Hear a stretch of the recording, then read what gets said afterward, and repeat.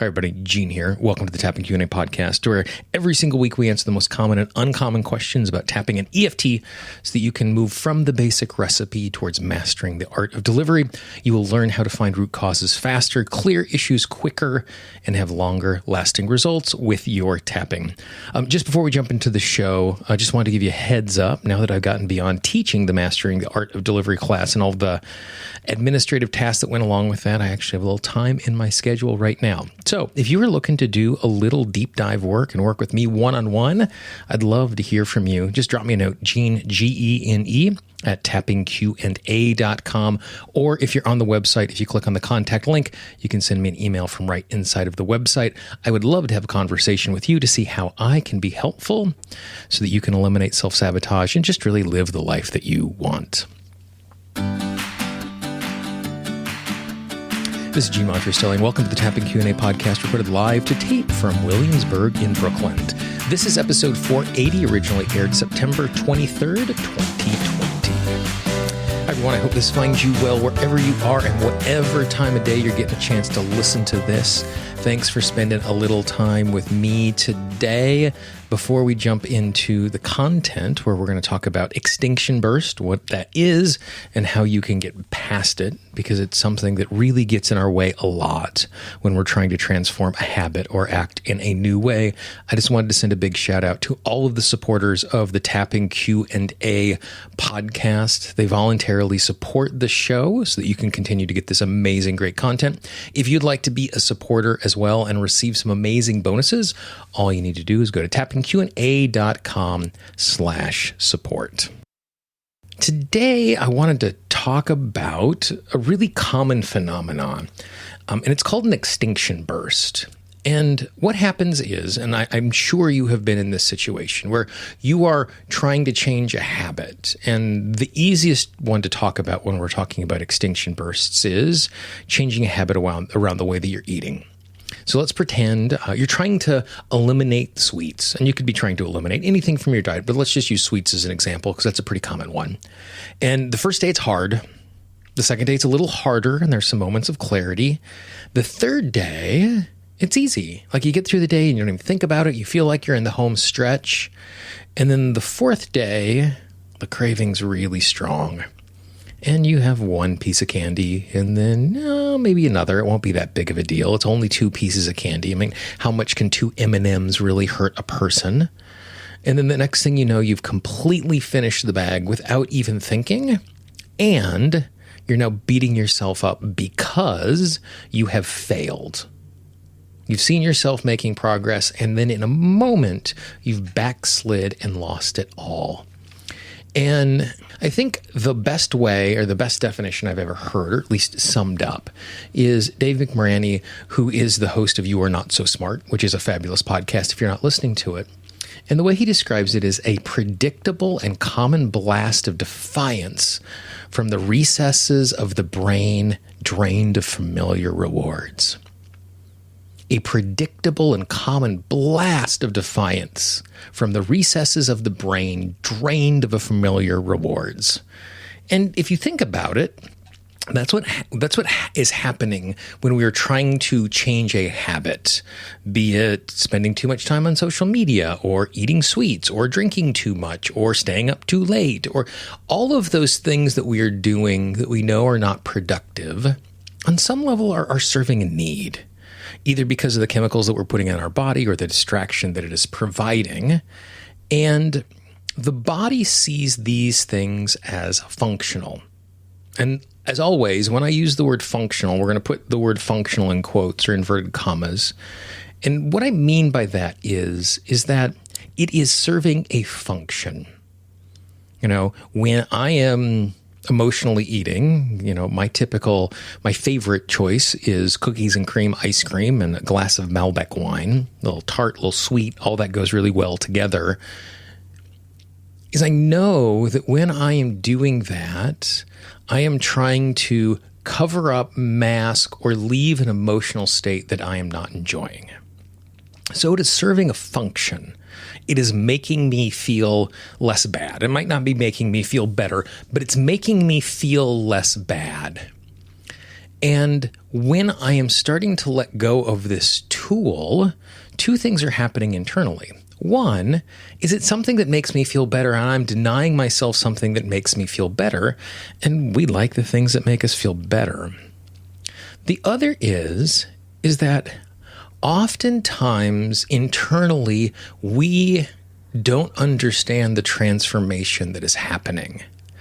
The body thinks that we are depriving ourselves of a tool by avoiding the sweets, by avoiding whatever it is, when in reality we're doing internal work that is trying to move us to a place where we are no longer craving that particular thing. And I learned this lesson really starkly a number of years ago. I was at an event in Vancouver, British Columbia that I go to every single year as a speaker.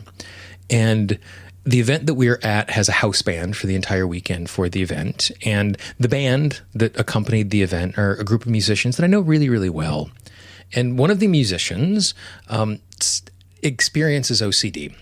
And in his experience of OCD, if he is touched in a particular way, he has to do a series of movements, kind of like a little dance, that makes him feel better. And it's not something that he's really worried about, and he's not embarrassed by it. It's just kind of a natural of his life. And we had tapped on other issues before, so he was familiar with tapping, and he was really comfortable working with me. It's actually someone that I've known since he was 13 years old.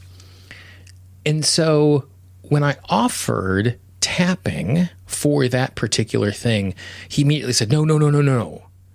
Because what he heard was, we're going to tap so he stops doing the dance and movement. And he didn't want to lose that tool. As embarrassing as it was to have to do that, it served a really specific function. For whatever reason, when he was touched in a particular way, it built an emotional pressure up inside of him, and doing the movements was the pressure release valve. And so what I was offering him was, let's make it so that the pressure doesn't show up so much, so you need the dance less. What he heard was, you're taking my tool away.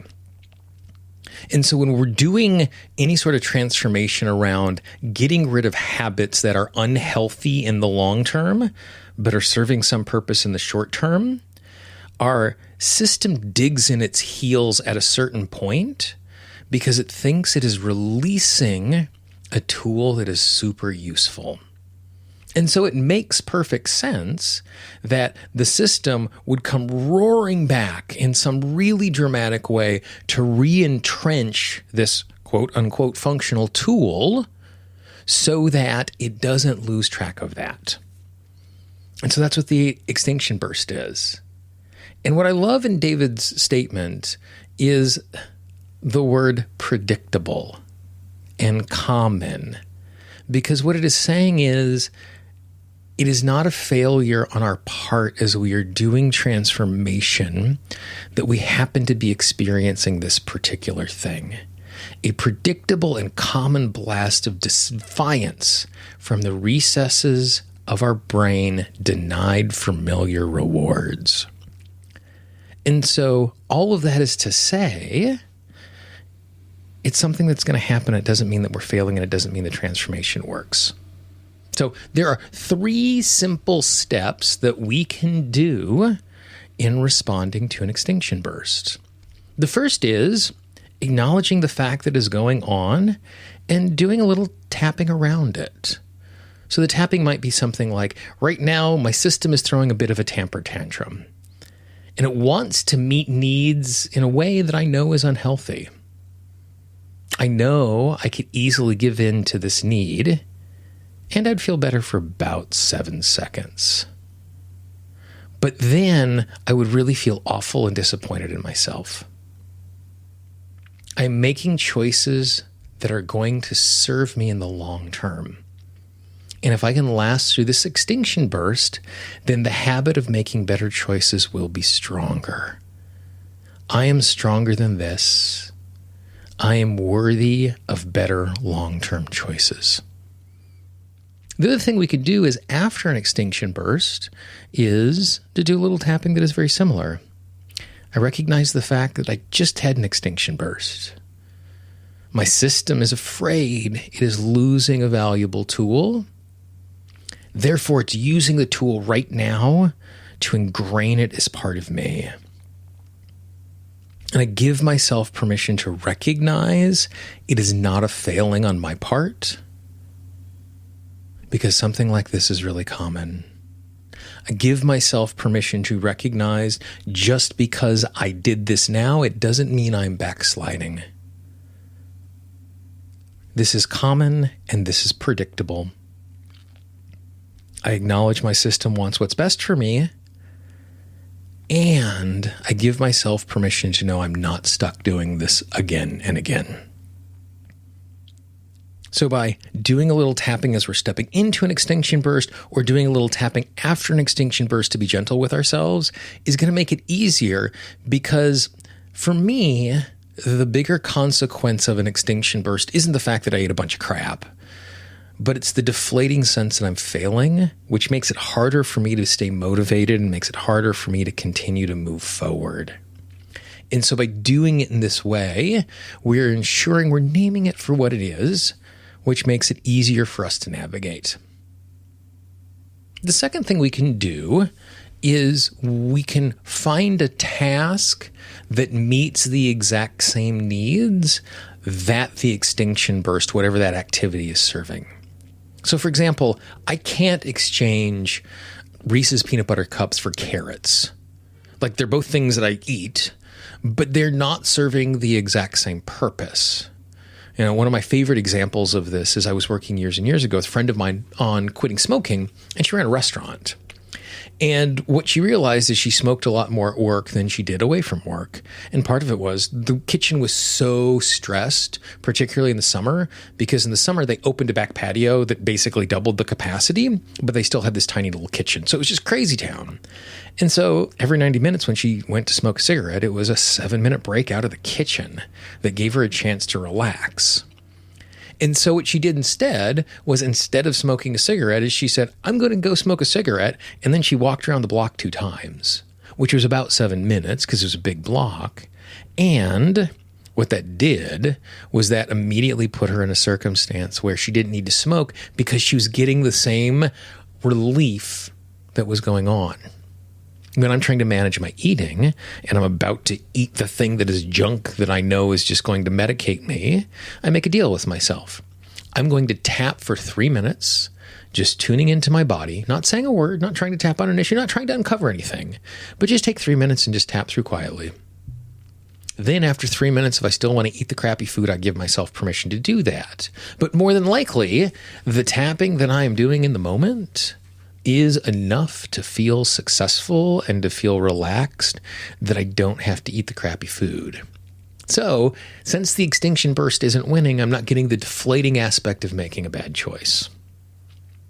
The third thing that we can do is, instead of just making the goal of, I'm never going to do this again, is to create some incremental stepping stone goals along the way. Like, keep track of your streaks. I'm going to do this for 3 straight days without making a bad eating choice. And then if I do that, I'm like, great. Now I'm going to try and do it for 4 days. Now I'm going to do it for 5 days. And I might have to start over, and that's okay. And I'm going to keep pushing to 4 days until I get those 4 days in a row. And then I'm going to celebrate that, and I'm going to appreciate that. And so by having these incremental goals along the way, we're fighting the deflation that comes along with an extinction burst, and we're celebrating our successes, which makes it easier for us to go forward. Key takeaways about the extinction burst. 1, a predictable and common. You are not alone in experiencing this. 2, the way we respond to it is, step 1, tap in the midst of or tap after the fact for recognizing what it is and being okay with that. Number 2, meet our internal needs in some other way that the activity that is unhealthy isn't there. And 3, keep acknowledging your successes. And if you do that, if you keep putting yourself in that particular position, it's going to make it so much easier for you to consistently make good choices and at the exact same time recognize the fact that you are human. And your humanness includes, from the recesses of our brain, that's part of us too. It feels oftentimes like this foreign thing that is taking us over, but it's us. And all we're trying to do is we're trying to bring it up to speed and connect it to what's going on. And so that's an extinction burst. I think it's a really useful thing to recognize when we're looking at how useful any tool set is, tapping or anything else, to recognize that when an extinction burst happens, it is not a comment on the tool set, and it's not a comment on our work, and it's not a comment on our commitment to transformation, but instead it's putting us into a position where we're able to recognize that we're human and we're doing the best that we can that allows us to evolve in different ways. If you found this particular conversation useful, please share it with a friend. This is such a powerful concept. I was actually surprised that I hadn't recorded a podcast about it before, because it's something I talk about a lot with my clients. And so I have a feeling that there are people in your life who would just feel better knowing that this is something that is predictable and common, that we all experience, which when we recognize that, it doesn't mean that we become a prisoner to it, but it's something that we can transform. So if there's someone in your life who could use this, pass it along. Don't spam your inbox and send to every single person in the world, but instead just be careful in picking the 2 or 3 people who you think would like to use that. And I don't mean careful and like, don't make a mistake, but be thoughtful, making sure, like, if you're continuing to recommend things to the people that is useful, they're more likely to listen to you in the future versus just throwing a whole bunch of things at them. If you haven't done so already, please subscribe to the Tapping Q&A podcast. In podcasting parlance, subscribe is always free. You can find the show in Apple Podcasts, Google Podcasts, Spotify, Pandora, everywhere you find audio, including, and just new this week, Amazon Music. Just search Tapping Q&A. You will find this and our entire archive, which with this episode, I think we're breaking 210 hours of free content. Interviews with amazing practitioners, tap-along audios, and simple instruction like this, which is going to make it so that you can move from the basic recipe of tapping and really master the art of delivery, so that when you're tapping with yourself, you're getting so much more out of that. If you have a question, if you have a comment, I can always be reached, Gene, Gene, at tappingqa.com. Or if you're on the website, just click on that contact link. I love hearing from listeners just like you. Ask me questions. Let me know how I can be helpful. For the Tapping Q&A podcast, this is Gene Montrestelli. I hope you have a great day, and I will talk to you real soon. Bye-bye. The Tapping Q&A podcast is copyright Gene Montrestelli Tapping Q&A. All views expressed by guests are those of the guests and not necessarily of Gene Montrestelli and Tapping Q&A.